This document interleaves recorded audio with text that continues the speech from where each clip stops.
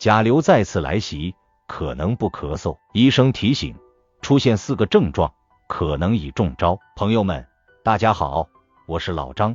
最近这甲流又开始作妖了，可把不少人折磨得够呛，尤其是咱中老年人，身体抵抗力比不上年轻人，更得多多留意。咱今天就来聊聊这让人头疼的甲流。咱都知道，每年一到冬春交替的时候，流感病毒就跟那甩不掉的小麻烦似的，怎么都赶不走。就说今年吧，中国疾控中心的数据一公布，可把大伙都吓了一跳。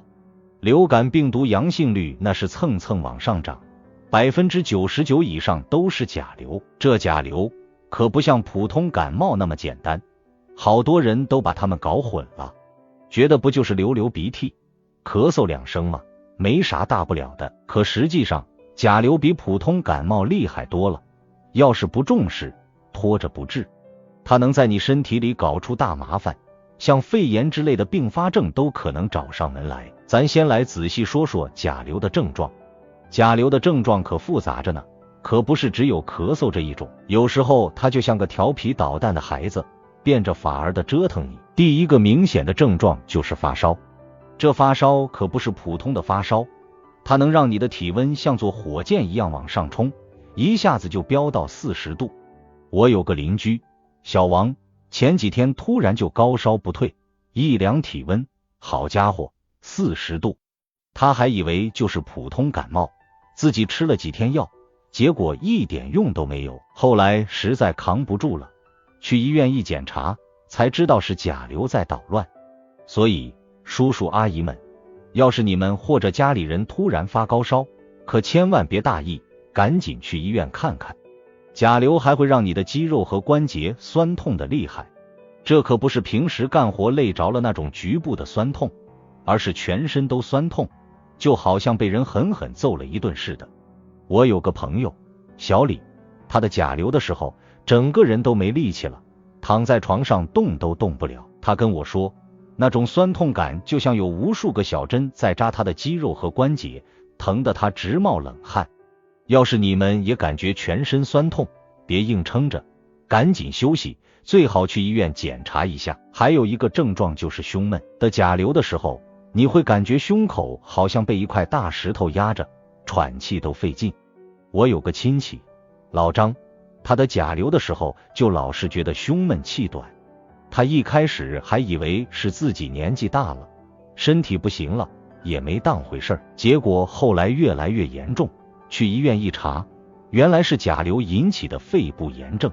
所以要是你们感觉胸闷，可千万别不当回事，赶紧去医院做个检查。有些抵抗力差的人得了甲流，不光呼吸道难受，肠道也跟着遭殃，会出现腹泻的症状，严重的还会上吐下泻。我有个同事小赵，他的甲流的时候就一直拉肚子，他还以为是自己吃坏肚子了，吃了好多止泻药都不管用，后来去医院检查，才知道是甲流病毒感染了肠道。要是你们也遇到这种情况，可别自己乱吃药，赶紧去医院听听医生的建议。说完症状，咱再聊聊怎么预防甲流。毕竟预防好了，就不用遭那份罪了。先说这门把手，别看它不起眼，它可是病毒的中转站。每次我们开门的时候，手都可能碰到上面的病毒，所以为了安全起见，咱们最好定期给门把手消毒。每次进家门之前也用消毒液洗手，这样就能大大减少感染病毒的风险。在流感高发季节，出门戴口罩那是必须的。口罩就像是我们的保护罩，能帮我们挡住好多呼吸道传染病毒。叔叔阿姨们，下次你们去人多的地方，像超市、菜市场啥的，可别忘了戴上口罩。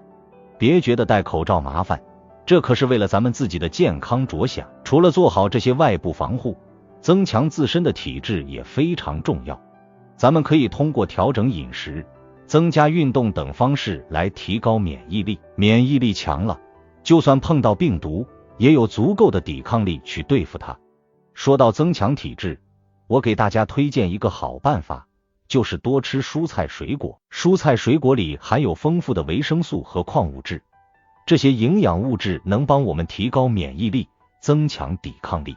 叔叔阿姨们，下次去超市的时候，多买点新鲜的蔬菜水果回来，换着花样吃。还有，咱们平时住的房间也要经常通风换气，每天打开窗户，让新鲜空气进来，把屋里的脏空气排出去，这样能减少病毒在屋里聚集，降低感染的风险。另外，咱们也要保证充足的睡眠，睡眠好了，身体才能更好的恢复和调整，免疫力也能提高。叔叔阿姨们，晚上别熬夜，早点上床睡觉，早上起来精神也更好。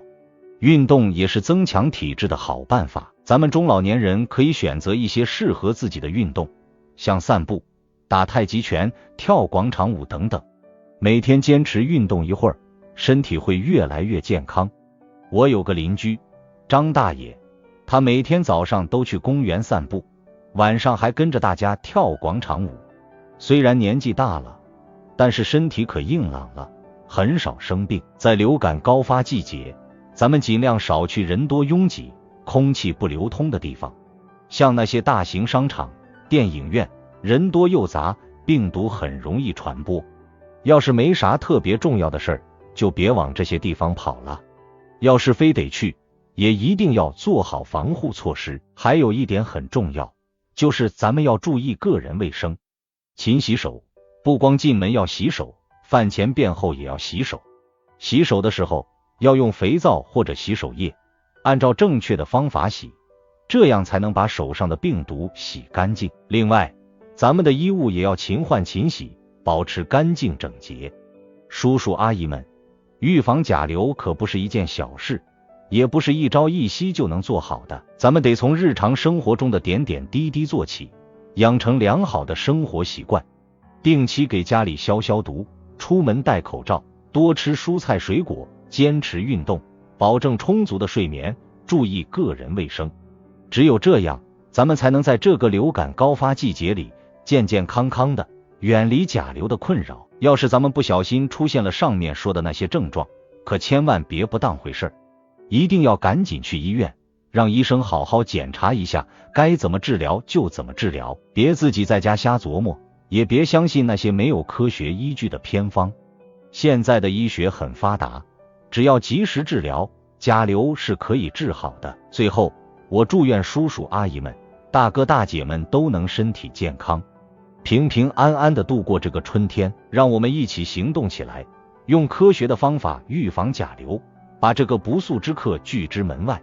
咱们可不能被甲流给吓倒，要相信自己，一定能战胜它。要是大家还有什么关于甲流的问题，或者有什么好的预防经验，都可以在评论区留言，咱们一起交流交流，互相学习。再给大家详细讲讲为啥甲流对咱中老年人威胁更大。咱中老年人身体机能本来就在慢慢下降，免疫系统也不像年轻时候那么强了。就拿免疫力来说，免疫力就像是咱们身体里的小卫士，专门负责抵抗病毒入侵。年轻人体质好，免疫力强，小卫士们一个个生龙活虎的，就算有点病毒来捣乱，也能很快把他们赶跑。可咱中老年人呢，免疫力就没那么强了，小卫士们的战斗力也跟着下降。这时候甲流病毒一来，就很容易被它钻了空子。而且很多中老年人都有一些基础疾病，像高血压、糖尿病、心脏病啥的。这些基础疾病就像是在身体里埋下的小炸弹，本来就需要咱们时刻小心呵护。要是这时候再感染上甲流，那可就麻烦了。甲流病毒会让身体的负担变得更重，很可能会引发基础疾病的恶化。比如说，有高血压的叔叔阿姨感染甲流后，身体一折腾，血压就更容易不稳定。有糖尿病的呢，可能血糖控制起来就更困难了。所以说，咱们中老年人面对甲流，真的得格外小心。再讲讲甲流的传播途径。甲流主要是通过呼吸道传播，简单来说，就是病人咳嗽、打喷嚏的时候，会把甲流病毒喷到空气中。要是咱们在旁边不小心吸进去了，就有可能被感染。还有一种传播途径就是接触传播，比如说病人摸过的东西，像门把手、电梯按钮啥的，上面就可能残留着病毒。咱们要是再去摸这些东西，然后又用摸过东西的手去揉眼睛、摸嘴巴，病毒就很容易进入咱们的身体。所以咱们一定要了解这些传播途径，才能更好的预防甲流。接着讲讲医院里的情况。最近医院里因为甲流来看病的人可多了，医生们都忙得脚不沾地，病房里也住满了患者。我去医院看望朋友的时候，看到走廊里都有不少人在等着看病。那些得了甲流的患者，一个个都难受的不行，有的高烧不退，满脸通红，有的咳嗽的厉害，都直不起腰来，还有的因为全身酸痛，连走路都困难。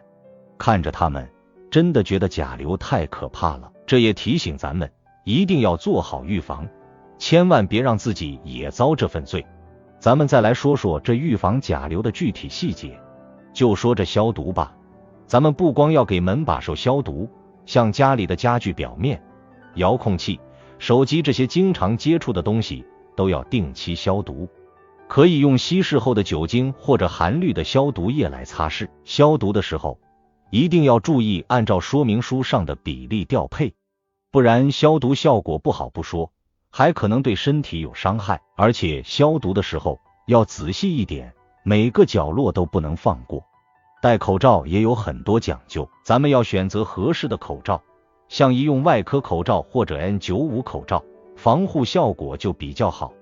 戴口罩的时候要把鼻子、嘴巴都遮住，不能松松垮垮的。而且口罩戴了一段时间后，就会吸附很多灰尘和细菌，所以要及时更换。一般来说，医用外科口罩戴4个小时左右就要换了。N95 口罩虽然防护效果更好，但是戴的时间长了会比较闷，也不能长时间不换。饮食方面，除了多吃蔬菜水果，咱们还可以多吃一些富含蛋白质的食物，像鸡蛋、牛奶、鱼肉、豆类等等。蛋白质可是身体的重要组成部分，它能帮助咱们修复身体组织，增强免疫力。每天早上喝一杯牛奶，吃1个鸡蛋，中午和晚上吃点鱼肉或者豆腐，对身体可好了。而且饮食要尽量清淡，少吃那些油腻、辛辣的食物，这些食物吃多了会加重肠胃负担，对身体不好。运动的时候也要注意安全，像散步的话，要选择平坦的道路，穿上舒适的鞋子，别走得太快，也别太累着自己。打太极拳的时候要动作规范，跟着老师或者视频好好学。跳广场舞的叔叔阿姨们，跳舞前一定要做好热身运动，活动活动关节，不然很容易扭伤。而且运动的时间也要控制好，每次运动30分钟到1个小时左右就可以了，不要运动太长时间。睡眠方面，咱们要养成良好的睡眠习惯，晚上尽量在10点到11点之间上床睡觉，早上可以在6点到7点左右起床。睡觉前不要看手机、电视这些电子产品，不然会影响睡眠质量。可以泡个脚，听点舒缓的音乐，让自己放松下来，这样就能睡得更香。个人卫生方面，除了勤洗手、勤换洗衣服，咱们还要注意口腔卫生，每天早晚都要刷牙，饭后可以用清水或者漱口水漱口，这样能减少口腔里的细菌，降低感染甲流的风险。再讲讲要是真的感染了甲流该怎么办。首先一定要赶紧去医院，不要自己在家乱吃药。医生会根据你的症状和检查结果给出正确的治疗方案。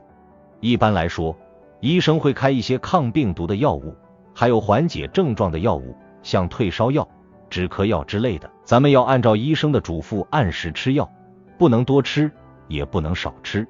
在治疗期间要好好休息，尽量躺在床上，不要到处乱跑，多喝水，这样能帮助身体排出毒素。饮食也要清淡一些，吃一些容易消化的食物，像米粥、面条之类的，千万不要吃那些刺激性的食物，不然会加重病情。还有，家里人也要做好防护措施，要和感染甲流的患者保持一定的距离，最好让患者单独住在一个房间里，房间要经常通风换气，患者用过的东西要及时消毒，家里人也要注意自己的个人卫生，勤洗手，戴口罩，这样能避免被传染。叔叔阿姨们，大哥大姐们，甲流虽然可怕，但是只要咱们做好预防措施，养成良好的生活习惯，就一定能战胜它。让我们一起行动起来，保护好自己和家人的健康，平平安安地度过这个春天。要是大家还有什么问题，随时都可以在评论区问我，咱们一起交流，一起想办法。